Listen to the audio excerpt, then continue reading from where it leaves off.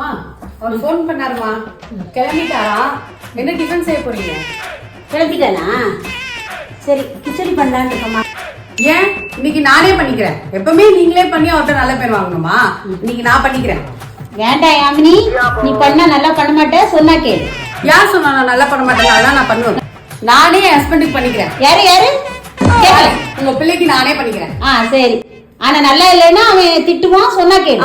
அதெல்லாம் நான் பாத்துக்கிறேன். ஆமா, நீங்க கூட தனியா உட்காந்துருக்கீங்க. யாமினி எங்க?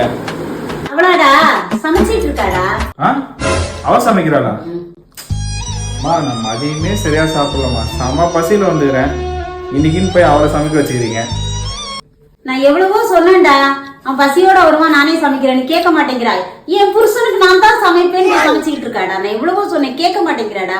நான் என்ன பண்ணட்டும்? எப்படி சமைக்கிற? கிச்சடி சட்னிங்க பண்ணிட்டு இருக்கேன். வெயிட் பண்ணுங்க, ரெடி ஆயிடுச்சு. கிச்சடியா? சரி சரி, பண்ணு நான் ஃப்ரெஷ் அப் ஆயிட்டு வந்துடுறேன். பயங்கரமா ஏதோ சமைக்கிறாமா, வாசனை மூக்கு தொலைக்குது. வாசனை மட்டும்தானே இருக்கும், வாயில வைக்க முடியுமா பாரு. எப்ப பாரு என் முன்னாடி குறை சொல்லிருக்கீங்க. வாசனையே சூப்பரா இருக்கு, சாப்பாடுல வாயில வச்சா அமிர்த மாதிரி இருக்கும். அப்ப ஃப்ரெஷ் அப் ஆயிட்டு வரேன்.